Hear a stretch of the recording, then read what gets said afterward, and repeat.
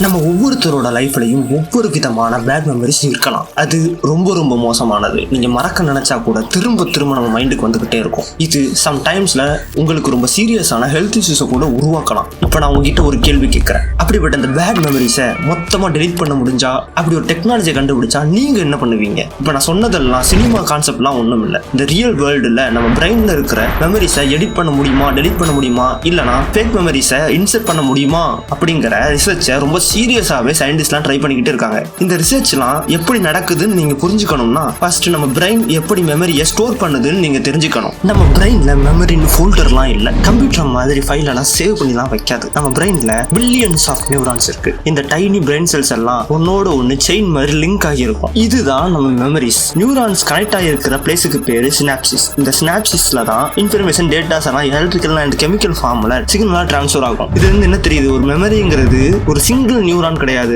அது ஒரு பேட்டர்ன். சிம்பிளா சொல்லணும்னா இப்போ ஒரு டாக் இருக்குன்னு வச்சுக்கோங்க. அதோட ஃபேஸ், சவுண்ட், ஓடுறது, நீங்க அதை பார்த்து பயந்த ஃபீலிங்ஸ் இல்லனா ஹாப்பி ஃபீலிங்ஸ், இது எல்லாமே நம்ம பிரெயினோட டிஃபரன்ஸ் ஆஃப் பிளேசஸ்ல இருக்க நியூரான்ஸ்ல ஸ்டோர் ஆகி இருக்கும். இப்போ நீங்க நாயின்னு நினைச்ச உடனே இந்த எல்லா நியூரான்ஸும் ஒன்னோடு ஒன்னு கனெக்ட் ஆகி சேம் டைம்ல ஆக்டிவேட் ஆகும். இதுதான் மெமரி ரீகால். இப்படி ரெண்டு நியூரான் கனெக்ட் ஆகும் போது கனெக்ஷனோட ஸ்ட்ரென்த் வேரி ஆகும். ஒரு மெமரியை ரீகால் பண்ண இந்த கனெக்ஷன் ஸ்ட்ராங் ஆகும். ரீகால் பண்ணாம விட்டா இந்த கனெக்ஷன் வீக் ஆகும். அதனால தான் சொல்றேன், இந்த மெமரிஸ் ஃபிக்ஸட் ஆனது ஒண்ணும் இல்லை. இந்த நியூரான் பேட்டர்னோட கனெக்ஷனை சேஞ்ச் பண்றது மூலமாகவும் வீக் பண்றது மூலமாகவும் நம்ம மெமரியை சேஞ்ச் பண்ண முடியும். இதுதான் மெமரி ரேட்டிங்கோட ரியல் பேஸ்.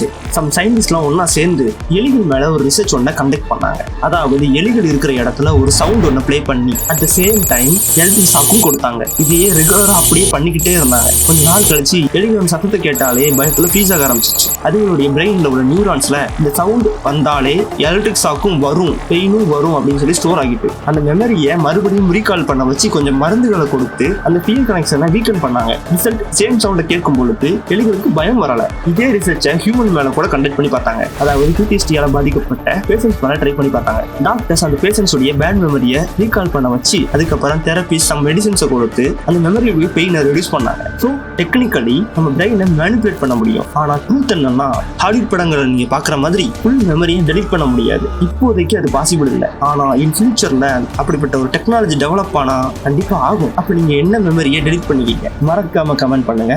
அச்சன்வர்கள் இது மாதிரி வீடியோக்கள் வேணா மறக்காம சப்ஸ்கிரைப் பண்ணிக்கோங்க. வரட்டா.